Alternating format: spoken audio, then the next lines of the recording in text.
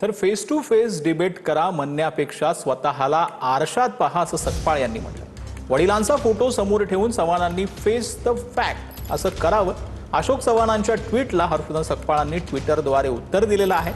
तर राहुल गांधी पळू नका, फेस टू फेस डिबेट करा असं अशोक चव्हाणांनी आपल्या ट्विटमध्ये म्हटलं आहे। तर यावेळेला ट्विट जे आहे ते काय करण्यात आलेलं आहे ते आपण पाहूयात। हर्षवर्धन सकपाळ यांनी एक्सच्या पोस्टमध्ये म्हटले की काळे पांढरे धंदे लपवण्यासाठी पळून गेलेल्यांनी राहुल गांधींना फेस द डिबेट असं सांगण्यापेक्षा आधी स्वतःचा चेहरा आरशात पाहावा आणि आपल्या वडिलांचा फोटो समोर ठेवून फेस द फॅक्ट करावं असं हर्षवर्धन सकपाळ यांनी आपल्या ट्विटमध्ये म्हटलं।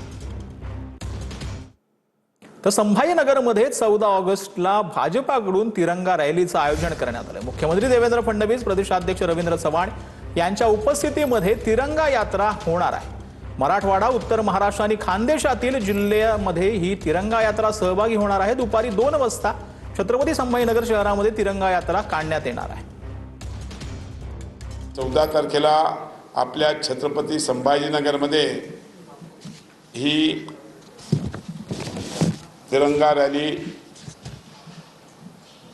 संभाजी पेठ म्हणजे महात्मा ज्योतिबा फुले आणि सावित्रीबाई फुलेंचा जो पुतळा आहे तिकडून ही रॅली निघून गुलमंडीला येईल। गुलमंडीवरून ती पैठण गेटला जाईल आणि पैठण गेटवरून ती क्रांती चौकापर्यंत जाईल।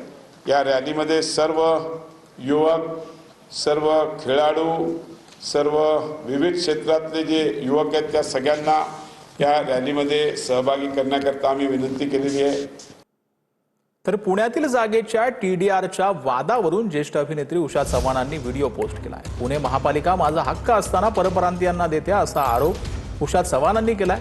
व्हिडिओद्वारे उषा चव्हाण यांनी एकनाथ शिंदेंकडे पुन्हा एकदा मदत मागितली आहे। तर उषा चव्हाणांनी लवकरच भेट घेणार असल्याची प्रतिक्रिया उदय सामंत यांनी दिली।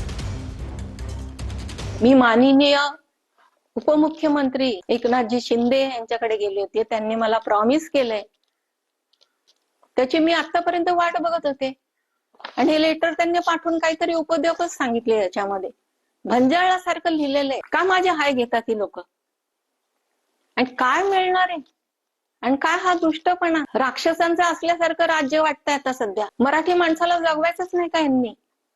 परप्रांतीयांना देत बसायचं आमचं हक्काचं जे कष्टाचं आहे, त्यांना आम्हाला डोक्याला ताप द्यायचा नाहीये। शिंदे साहेबांना काय अधिकार नाही, हा आमचा हक्काचा गोष्ट आहे आणि हक्काच्या गोष्टीला कुणी डावलू नये असं मला वाटतं।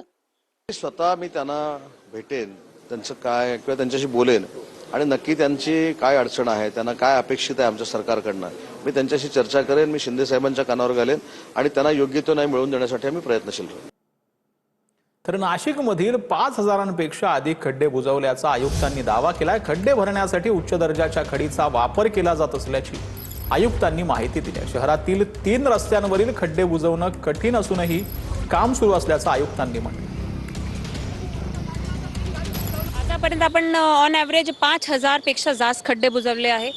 हे तर आहे जे छोटे छोटे खड्डे बुजवले आहे। जे आपले मेन क्रिटिकल रोड्सला अडचण आहे, समजा अंबड सातपूर लिंक रोड आहे, आपला बारदान फाटा रोड आहे, मखमलाबाद रोड आहे, ह्या 3 रोड्सला खूप अडचणी आहे, आम्हाला पण माहित आहे। तिथे काय झालं आहे, आपण सिवरेजचे, वॉटर सप्लायचे 1800 mm पर्यंतचे खूप मोठे व्यासाचे पाईपलाईन टाकले आहे। त्याच्यामुळे ते परत सेटल होतात, बिकॉज इथे सगळे हेवी ट्रेलर व्हेकल चालतात। डेली रात्री आमची 4-5 गाड्या एक रोडवर उभे राहून परत खडी मटेरियल टाकताय, बिटुमेनच्या बाइंडिंग मटेरियल टाकतोय आणि डी.वाय. पाटील यांच्या प्रार्थना सभेत आमदार आदित्य ठाकरे आणि भाजपचे आमदार राम कदम यांची भेट झाली। यावेळेला दोघांनीही हस्तांदोलन केलं।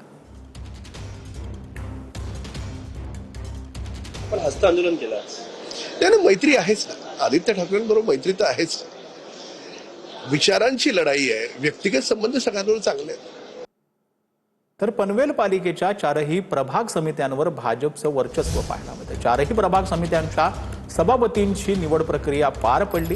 प्रभाग अ मधून रवींद्र भगत, ब मधून मधू पाटील हे सभापती आहेत, तर प्रभाग क मधून रवी जोशी, ड मधून अजय बहिरा यांची निवड झाली।